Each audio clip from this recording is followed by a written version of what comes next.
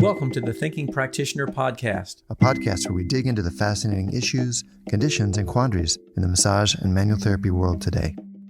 I'm Whitney Lowe. And I'm Til Luchau. Welcome to the Thinking Practitioner.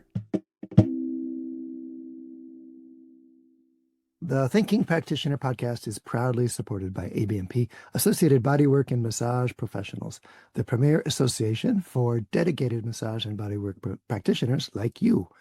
When you join ABMP, you're not just getting industry-leading liability insurance, you're gaining practical resources designed to support your career.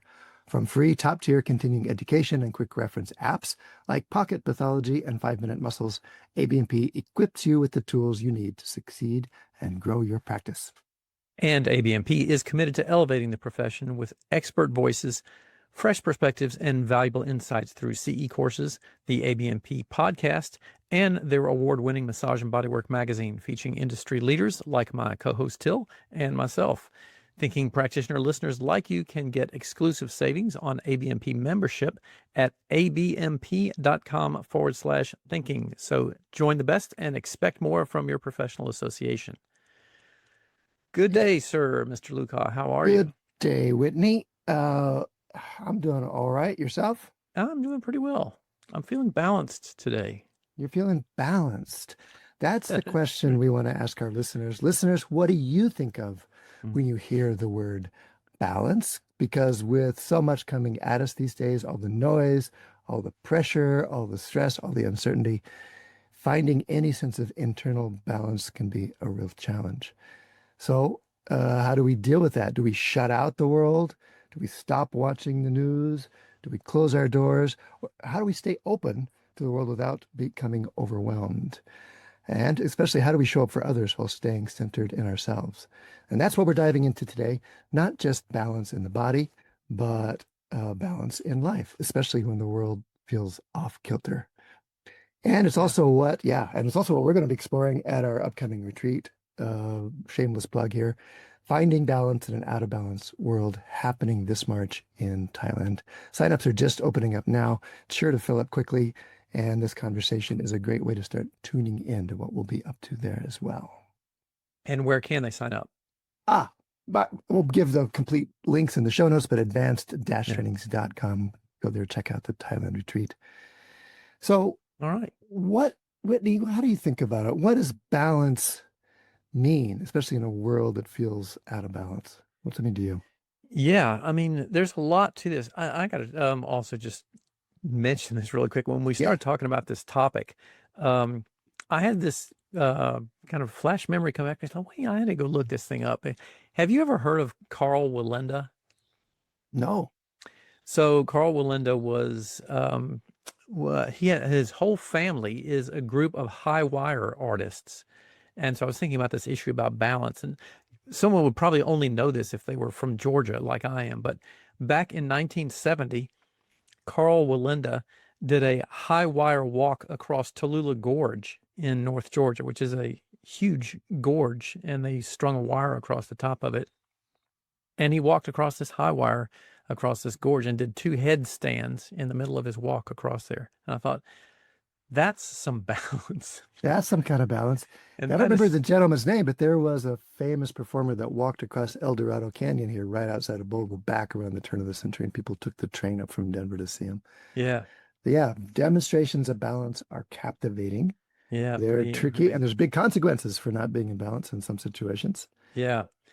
Well, okay, back so to your what does question. it mean? Yeah, what does it mean, balance, especially given the world? Yeah.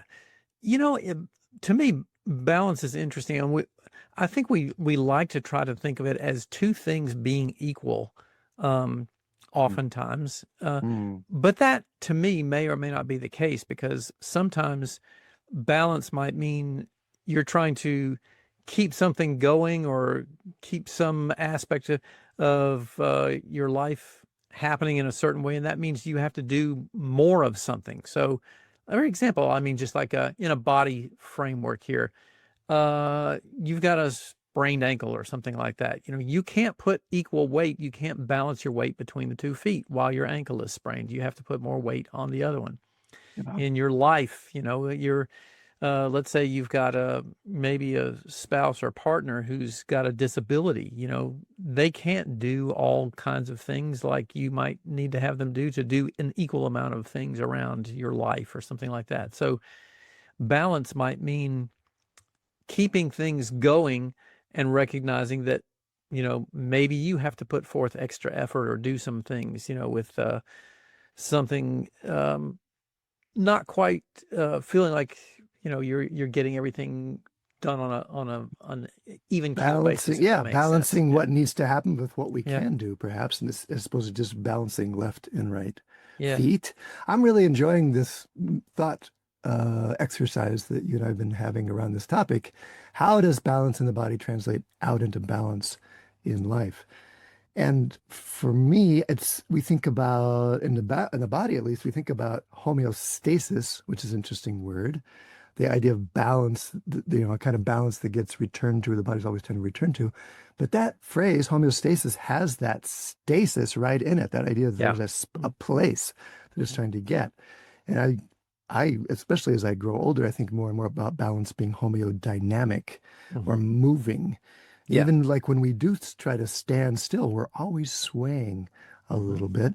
And it makes me also think of Sterling and Iyer and their idea of allostasis, which means stability through change.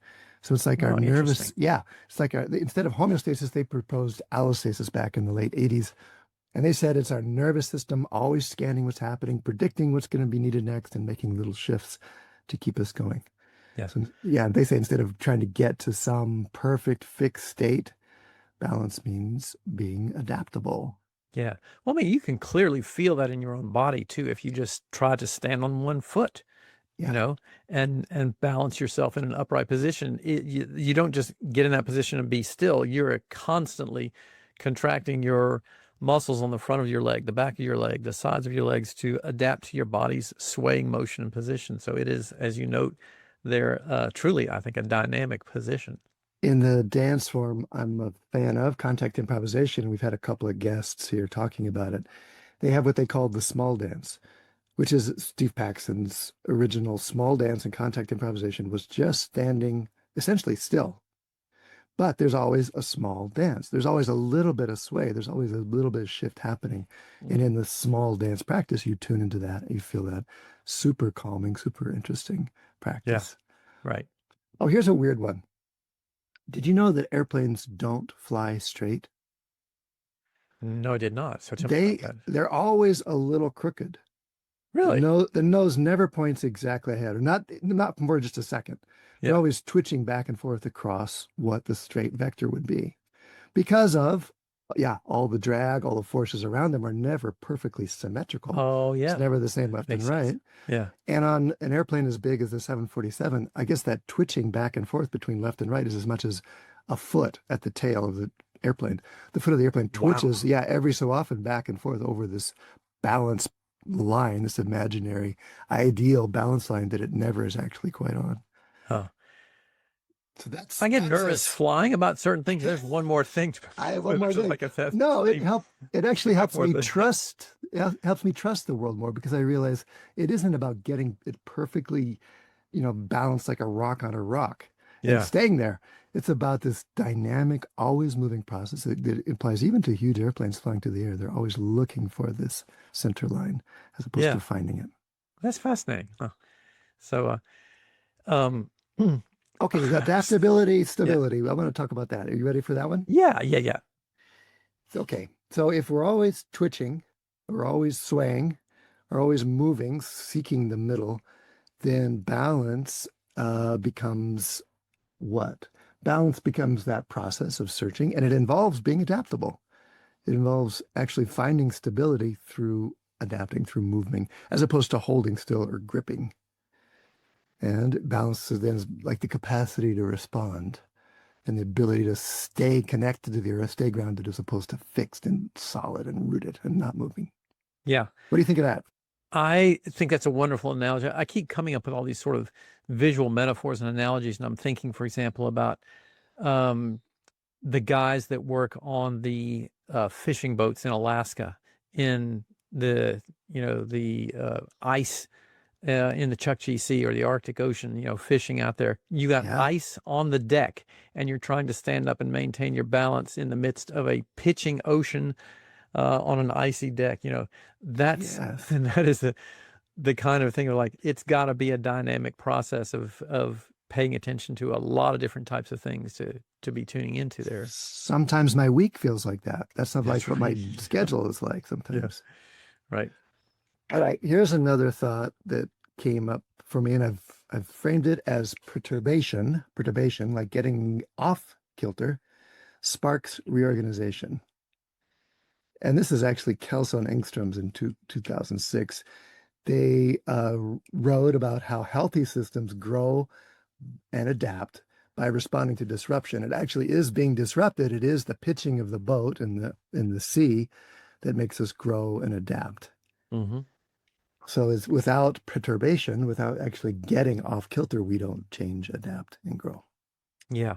And that, I think, there's a lot of other similar analogies to them, thinking of things like, even readings, things about pain science and how adapting to novel stimuli sometimes can cause changes that will move you back toward a more balanced state and decrease overactivity in the nervous system because of an introduction of that novel stimuli. So that's something, getting outside the realm of the normal sensations that you're feeling brings you back into a sense of, let's say, a greater sense of balance possibly.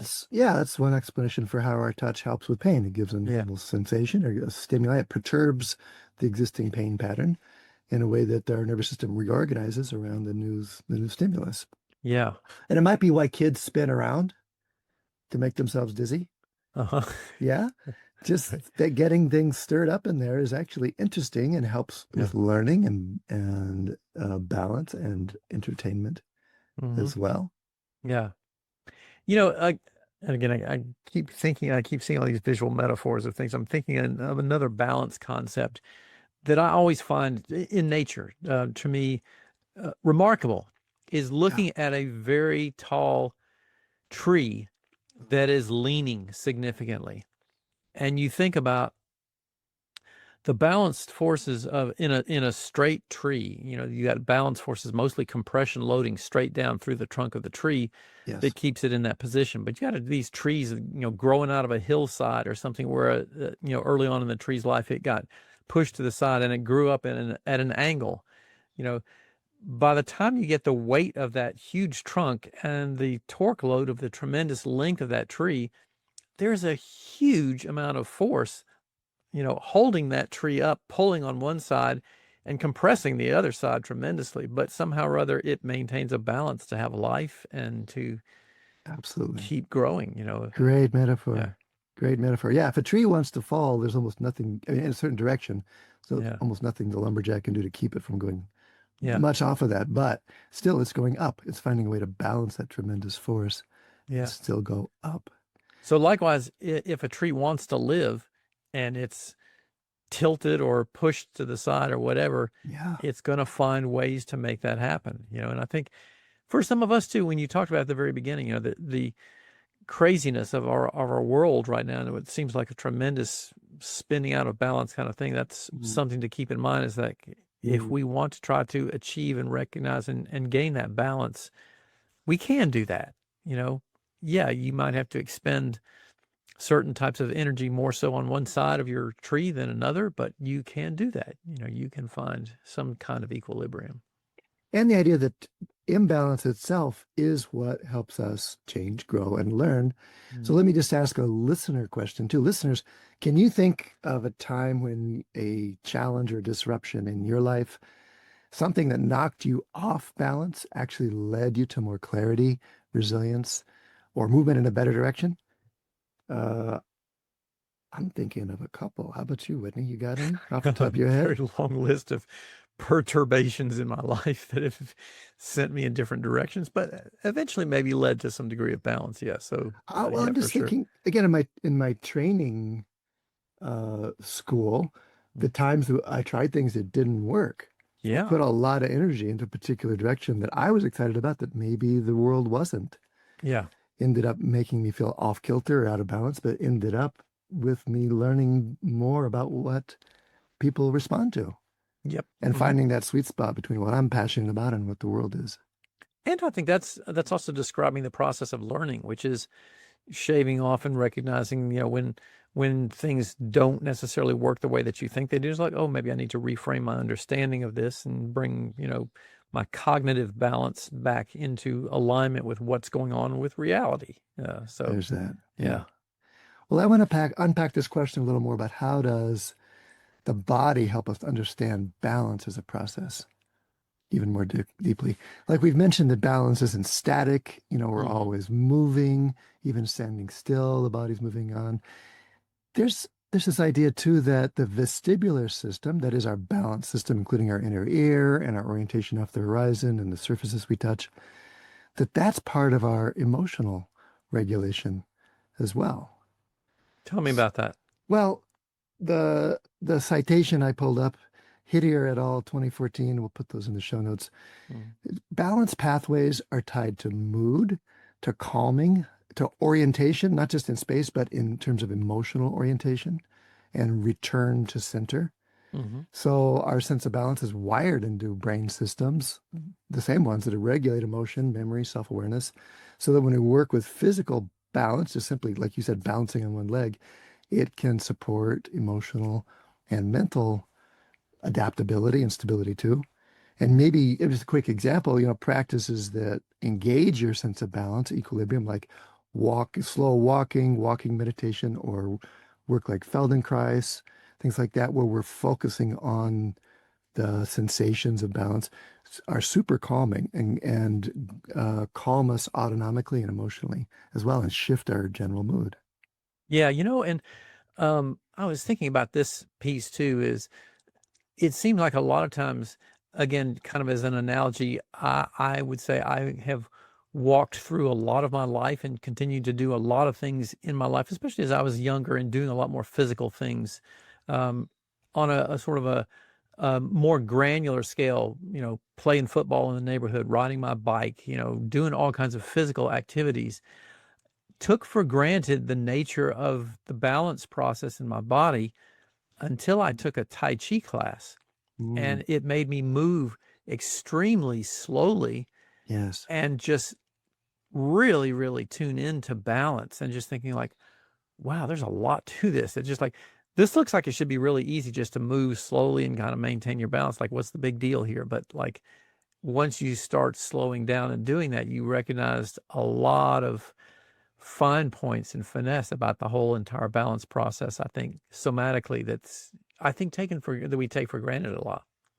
And unbalanced activities like slack lines or wobble boards, first time people hop on them, they try to stand still. They try to still the shaking, the back and forth or whatever else.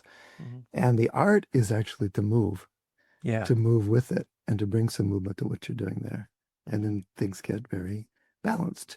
There's this cool little short video from the New York Times called Slow-Mo, and I got to put a link in the show notes too, about a guy who does inline skating, and he's older. He's probably older than you and me even. And he very eloquently describes how getting off center in relationship to the center of the earth is exhilarating.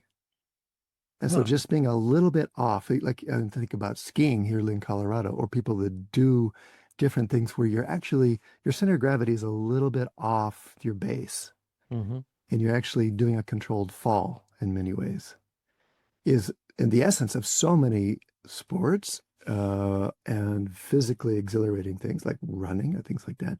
Running is a controlled fall, so many dance forms, etc. And so the exhilaration that comes from a controlled fall and the calming that comes from the slowing it down, being with it, are both really clear physical principles that we use all the time in our lives and can use in our work. And, again, kind of bringing this back into the clinic room where lots of our listeners are spending a whole lot of their time.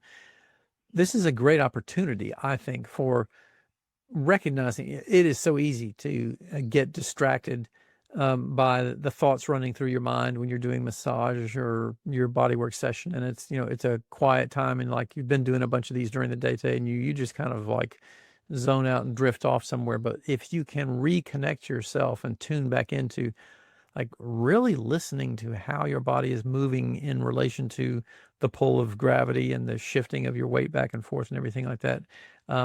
I find when I do that, that I get a lot more engaged in the therapeutic process that I'm working with somebody in, by really tuning into those sensations in my body as well. You're talking about what we used to name simply as presence, being Yeah. somatically present in my body as I work.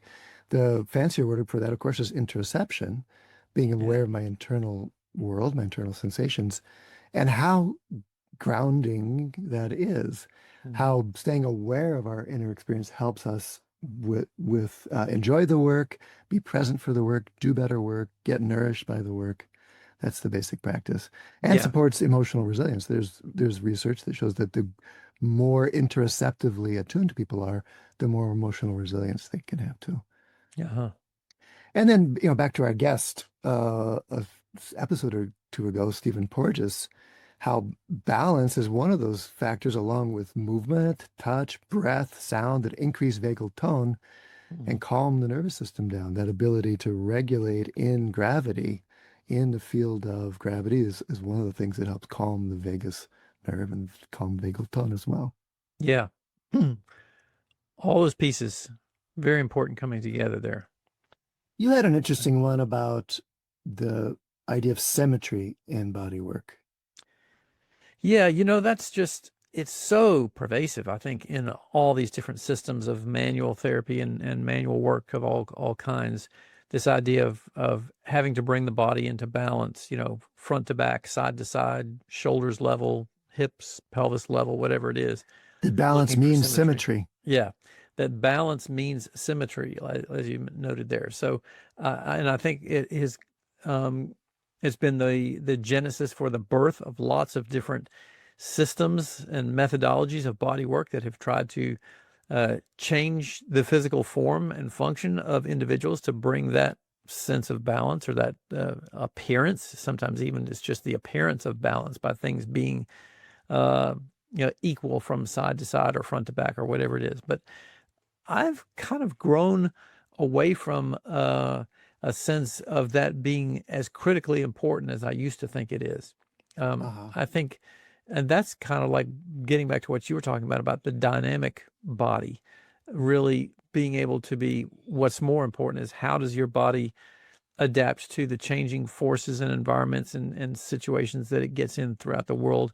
Not necessarily do you fit a particular visual model of symmetry from side to side. And especially, I mean, that we learned this back in when I was studying psychology. You've probably seen and heard this talked about numerous times before, the experiment where you take a mirror and put it, along right down the midline of your nose and your face, and you look at that mirror reflection of the opposite side of your face, and it doesn't look like you a lot of times. You get two different people. You recognize that, you were not symmetrical like that exactly from side to side. So we're not symmetrical. Oh, this is an interesting, another little trivia fact. Casting directors for movies and such often look for asymmetry because it brings a whole lot more character to the face. Interesting. Huh? Yeah, even the most beautiful, charismatic, lead they look for like some sort of really interesting asymmetry as opposed to the perfectly image face. I'm thinking now of Sylvester Stallone and the lip curl up, the one side lip curl up. There you go. You do a whole study of that. Yeah, that's right. Yeah. So, well, I certainly, as somebody who originally trained at the Rolf Institute and taught there for 20 years, symmetry was our watchword, and the heritage of the plumb line and looking at people to see, were they symmetrical, front, back, side, etc.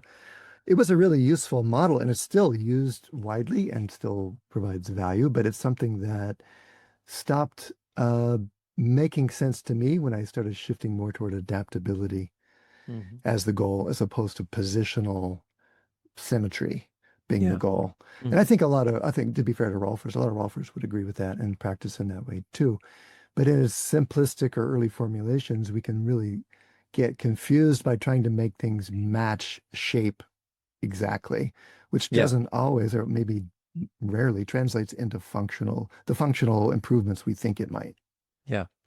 And, we as humans are so incredibly adaptable to changes in form or function that in many instances our bodies have adapted. And I think I can't remember, like, I think it was Mark Olson I've heard talking about this a number of times, saying like, in terms of the whole postural positioning thing, is that a Yeah. lot of times people are in a postural position because that's what gets them out of pain. Okay. And so an altered position, although we might say it's asymmetrical or not, balanced or whatever, what it is like the balance they're seeking is a relief from pain in that That's instance. Yeah. that's the idea of balance as the best possible uh, accommodation of all the different factors coming in at this moment. Yeah. So that in that sense, it's more of a Taoist sense of balance than a Greek perfection sense of balance, Yeah. saying that there's a harmony between all the different forces, and that's what balance represents. And in that definition, if you take it far enough philosophically, you can't be out of balance. That wherever we are in the moment is some sort of perfect, in quotes, accommodation of all the things we're trying to adapt to. Hmm. And that's always moving. And when it goes really far toward an extreme, we will at some point find our way back. Yeah. This is the optimists that say climate change sucks, but the Earth is going to be all right. Maybe humans, who knows? But the big systems will find balance eventually, somehow, in some way or another. Yeah. But it's helpful. Like taking it down to the micro level now with my clients, that's helpful for me to remember too, what you just said, that what I'm seeing as certainly asymmetries, but also even difficulties are an attempt for this system, this complex system that we are, to accommodate or adapt to something that's happening. And that helping find more options can be helpful. Helping people be really refined and nuanced about their awareness of how they do that is sometimes the most helpful thing I can offer, as Yeah. opposed to pushing it back straight again. Yeah. And also, I just want to say too that I don't think it's correct to say that asymmetries don't matter. As we're talking about this, we can say that there are lots of them that people will adapt to and get along with.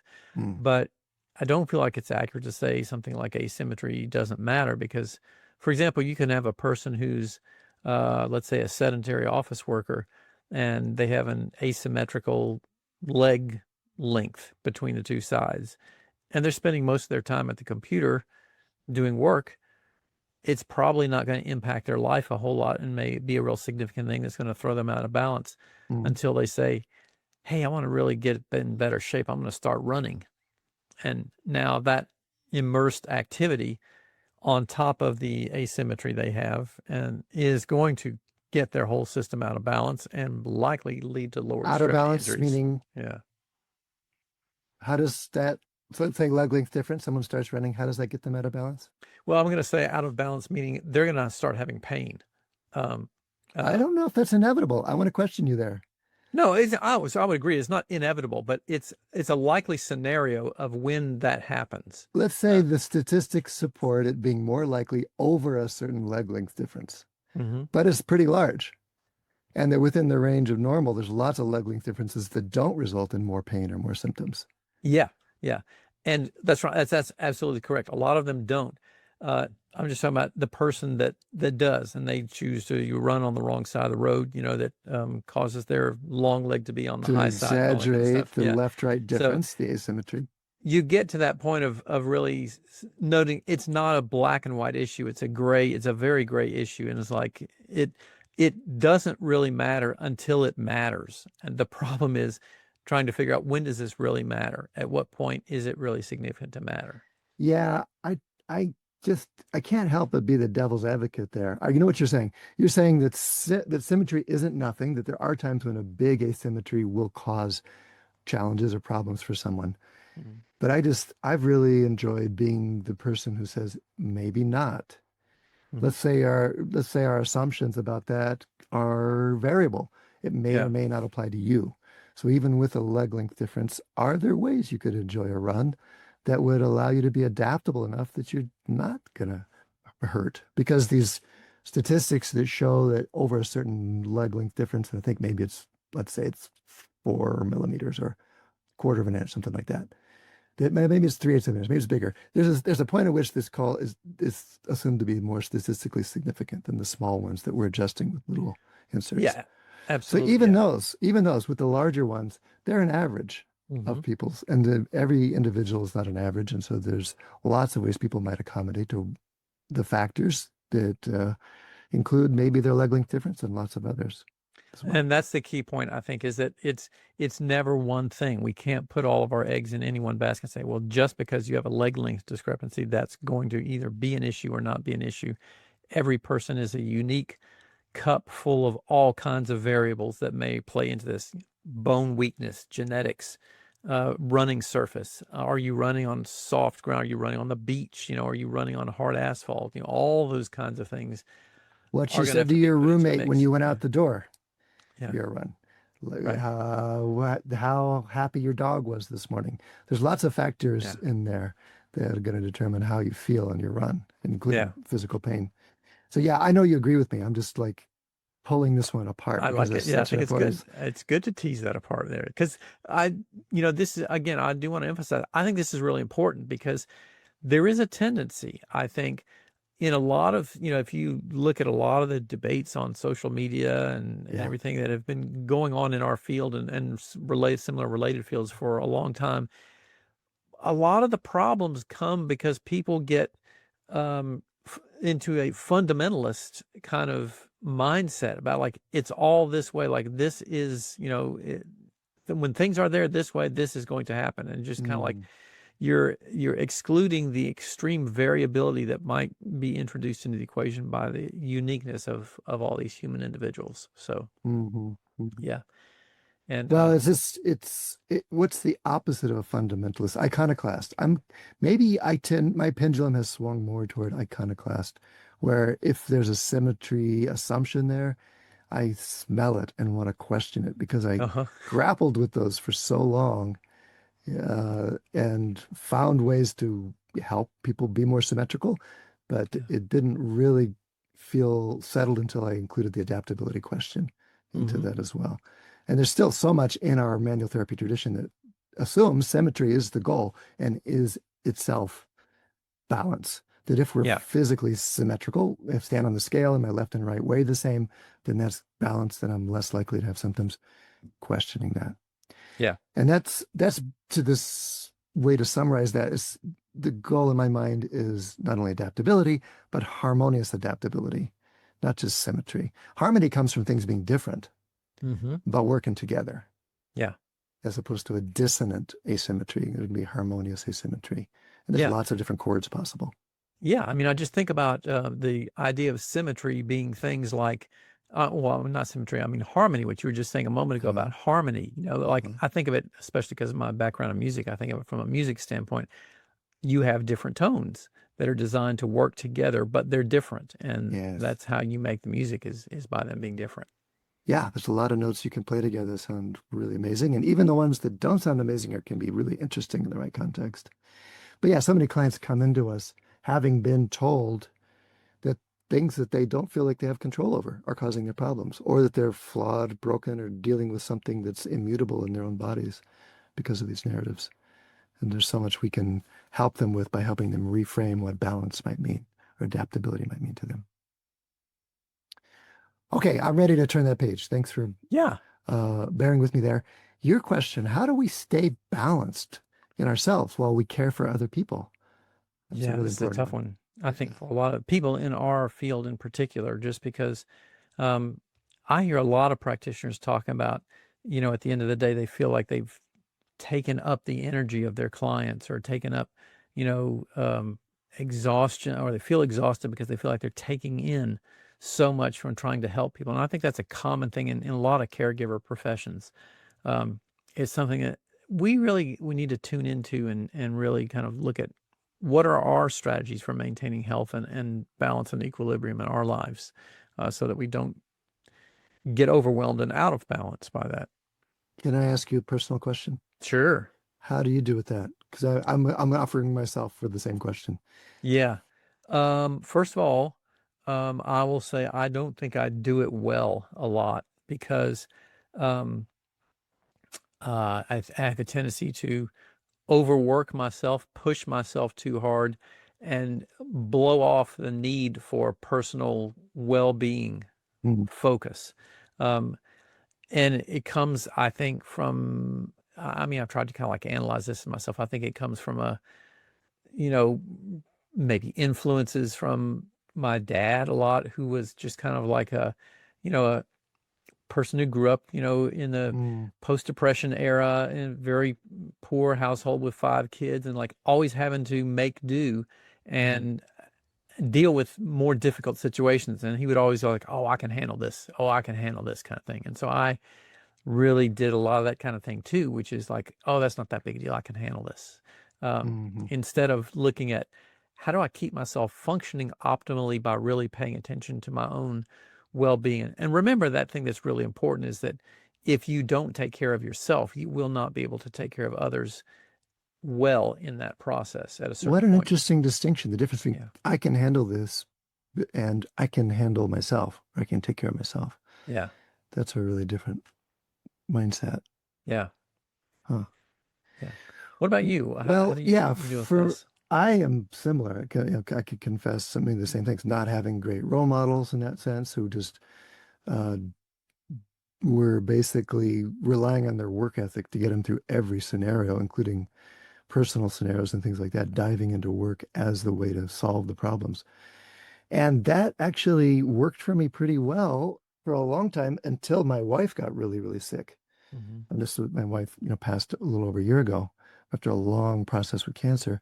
And in that process, there was a point at which I needed to stop working to take care of her, Mhm. which was really great for me Mhm. to actually reframe my focus to caring for her as opposed to just working on the other stuff I usually worked on. Yeah. And so that uh, helped me really reflect on this work-life balance thing, as end of life often will, too. And then when she passed, that it felt like that momentum had been broken for me. Mhm. I've needed this time to recover, but it's also a time to reassemble how my own relationship with work and the balance I'm looking for around, say work-life balance as if they're opposite. Mhm. Where do work and life support each other?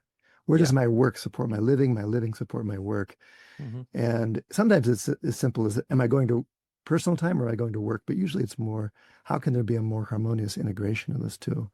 Yeah. It isn't just trying to lean into the productivity as the way to cope or deal with the difficult things that are Yeah. happening too. And, the whole concept of work-life balance has, again, like so many things, a lot of nuance to it, because if you have a person who's got a job that is a degree of sort of drudgery and discomfort, they're definitely trying to look for a way to balance those parts of their lives so that they don't have that overwhelm the rest of their life. And It, that's the person who's oftentimes, like looking for the weekend and looking for, at the end of the day, like what time does it get? How close is it to 5 o'clock yeah, for me to get off? different challenge for those of us Yeah. who love our work, huh? Yeah, there's a flip side to that. Those people like us who are, passionately obsessed about what we're doing.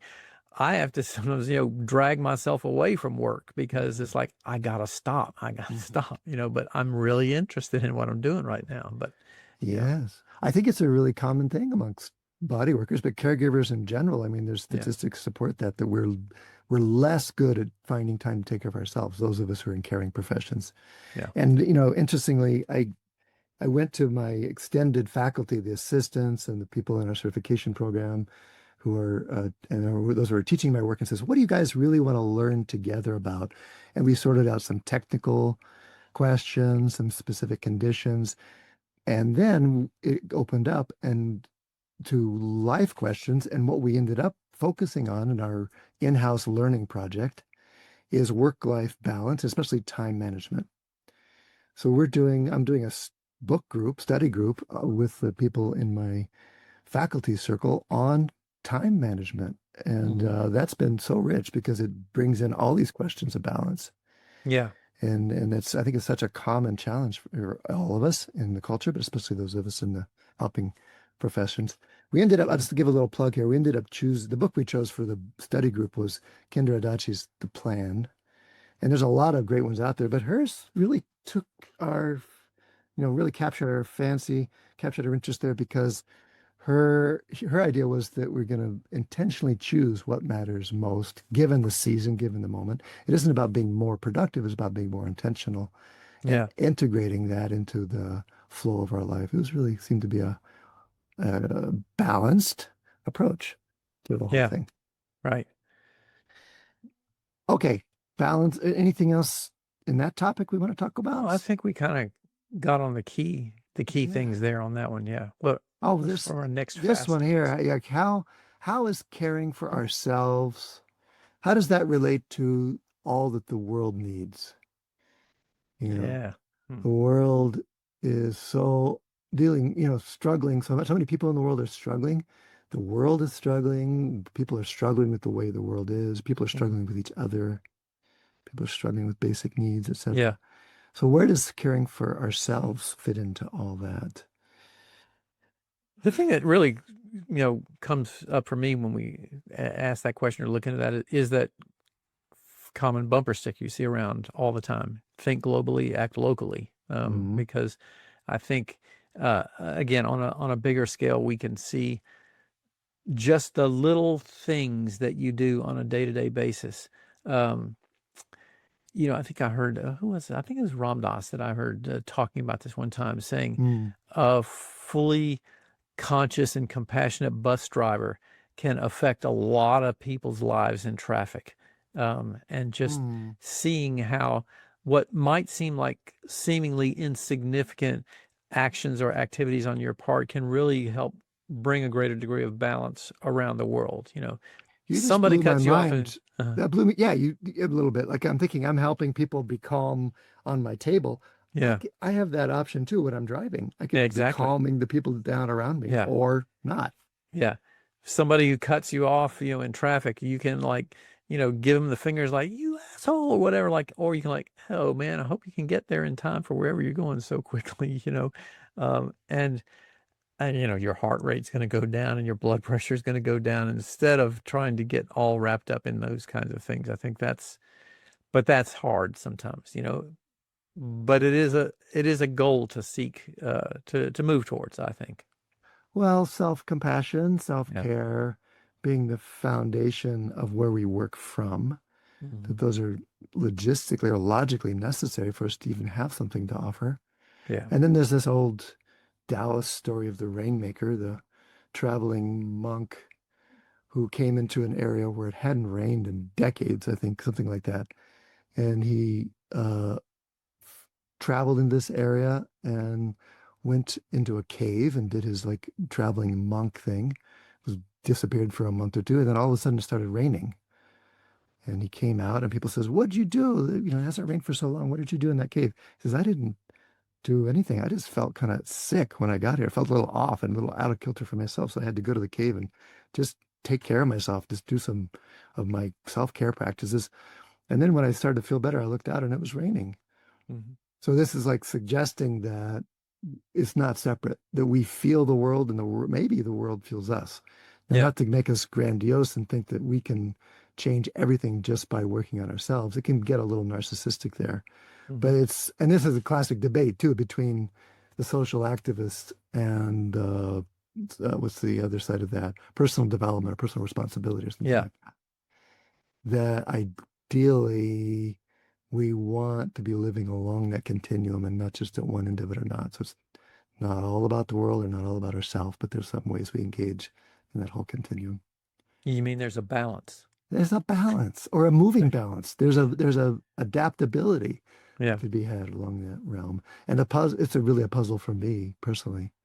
Now, how do I engage in the world in ways that feel effective and feel right and feel encouraging and still take care of myself? But it's a worthy challenge.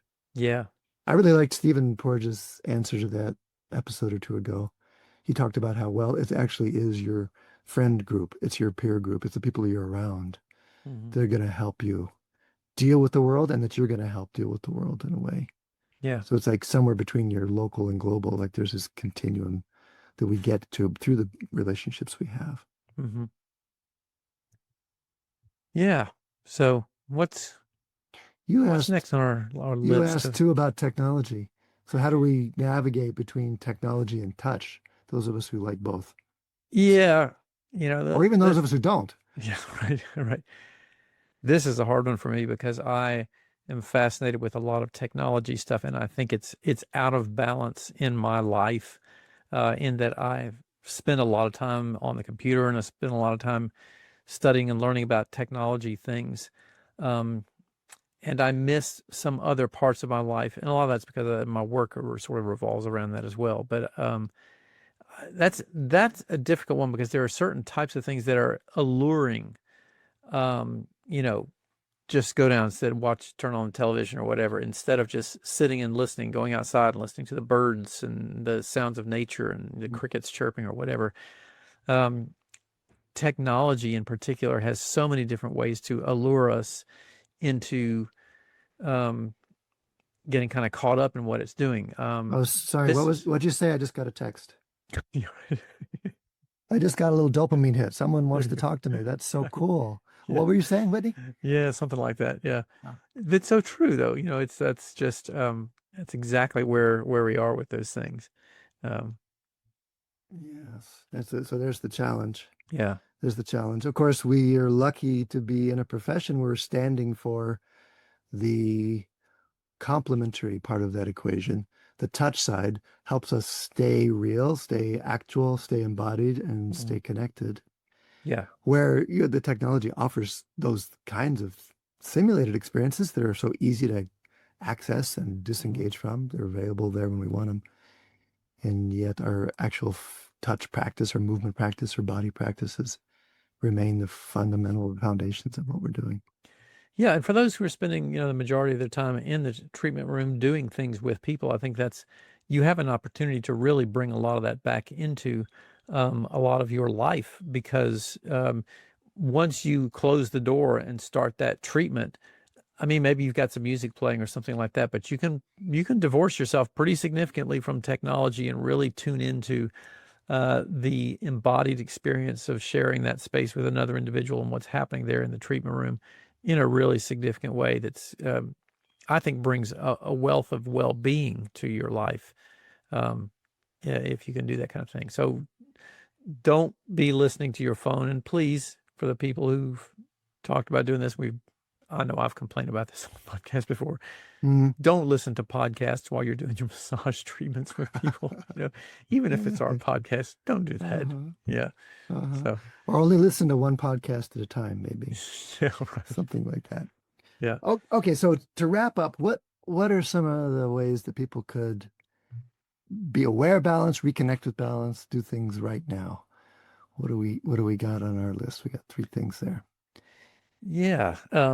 I I tried to think about this a little bit as we were sort of talking about it, like those things in my life. I think, like so many things, it all starts with awareness. Uh, Where do I see places in my life where there's a greater need for some balance to be brought into that? And again, not your static balance, but your dynamic balance, moving and ebbing and flowing. And don't, I have a tendency to get a little bit kind of rigid and sort of inflexible about like my daily time routines or something like that. Like, oh, I've got this on my calendar, I got to do this particular thing. It's like, no, you got to go take the dog to the vet because she's got a tooth infection and you got to go do this. So, um, you know, recognizing that there are going to be all kinds of things that will knock us off our track frequently, whatever that track happens to be. And just, I think, finding ways to go with it, go with that flow, and just ride with it as much as you can will help keep you from building up greater levels of anxiety and nice. imbalance. Reminding ourselves that we can be adaptable. Yeah. We can go with it. Yeah. I had one. Remember that imbalance is where growth happens. Right. That's neuroplasticity. That's where without disruption or challenge or perturbation, we don't get neuroplastic. We don't learn. Yeah. And we don't we don't choose between opposites, but we learn to move between them or accommodate them both. And it's not about being still or symmetrical. It's about that imbalance, living with imbalance. Yeah.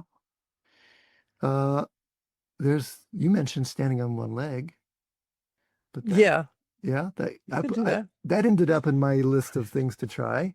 Like the classic one, stand on one leg while you brush your teeth. Just give your vestibular system a little reminder that it's adaptable. Yeah. Give your brain a little hit of the calming and clarity and centering that comes from that. Yeah. And I mentioned earlier in our talk too that I, used to practice Tai Chi extensively. I'm talking about like hours a day, sometimes back in my early 20s. And for me now, it's just like, okay, take 5 minutes and just do a little bit of some kind of movement, do some Tai Chi, just a little bit of something. It's like, oh, that feels really good. That kind of like brings me back into kind of peace and in touch with things. So yeah, find little things, if that's all it takes, that you can tune into or tap into, that'll do that for you. Beautiful. Yeah. And then my final one, you can retreat. Either take a moment to be off your phone, or you could come to Thailand with me for 11 days when we're going to have a digital detox and basically work together on this idea of balance, adaptability, flow, all these questions in a floating retreat center where we're doing body work and movement, learning, practicing. And sometimes it takes really stepping away to really feel what's off or what's missing for us in life. So this is a chance to do that. It's not doesn't answer all the problems to go on a retreat, but it gives us some perspective and recharges us in a way that helps us come back to life even more engaged. Yeah. But thanks, Whitney, for diving into this topic with me. It's gotten me to really reflect on some great things that help me feel more adaptable and more connected to myself. Yeah, well, and thank you for bringing the topic up. And your Thailand retreat sounds like a wonderful opportunity for people to tune in and do some of this, do some of these things. So yeah, I think it's and this is something that's super important and relevant for all of the people that are working with other people in whatever type of caregiving situation that you're in.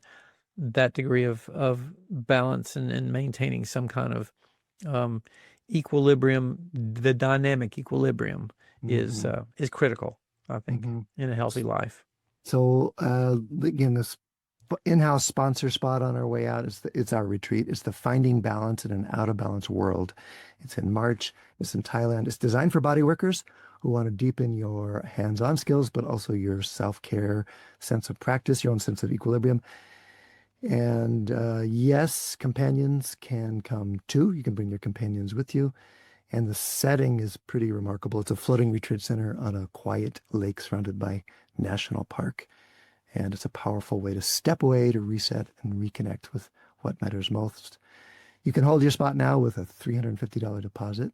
And as a thinking practitioner listener, you can get $100 off your tuition when you use the coupon code THINKING at checkout at advancedtrainings.com. For all the details, we'll put the link in the show notes, and love to share this experience with you. So anyway, thanks, Whitney. Who's our other sponsor on our way out? Indeed, as always, we'd like to thank Books of Discovery, who's been a part of the massage therapy and bodywork world for over 25 years. Nearly 3,000 schools around the globe teach with their textbooks, e-textbooks, and digital resources. And Books of Discovery likes to say that learning adventures start here, and they find that same spirit here on the Thinking Practitioner podcast. And they're proud to support our work, knowing that we share the mission to bring the massage and bodywork community thought-provoking and enlivening content that advances our profession. Instructors of manual therapy education programs can request complimentary copies of Books of Discovery's textbooks to review for use in their programs. And listeners can explore their collection of learning resources for anatomy, pathology, kinesiology, physiology, ethics, and business mastery at booksofdiscovery.com, where you, as a thinking practitioner listener, can save 15% by entering thinking at checkout. And again, thanks to all of our listeners. We appreciate your hanging out with us here, and we appreciate the support of our sponsors. As always, you can stop by our sites for the show notes, videos, transcripts, and any extras. You can find that over on my site at academyofclinicalmassage.com. Till, where can they find you? advanced-trainings.com. And we want to hear from you. We want to hear your ideas about the show, your input about the show. Just email us at info@thethinkingpractitioner.com. I'll say that again, info@thethinkingpractitioner.com, or look for us on social media and YouTube. I am at Til, Luchau, my name. And Whitney, where can people find you? They can also find me under my name, Whitney Lowe, on those channels as well. And we would really appreciate it if you would take a moment to rate us on Spotify or Apple Podcasts, as it really does help other people find the show and get exposure as well. So please take a few seconds if you can to do that. And thanks again, as always, for sharing the word and telling a friend. We'll see you in the next time. And in the meantime, be balanced. Nice. See you, Whitney. Okay, we'll see you.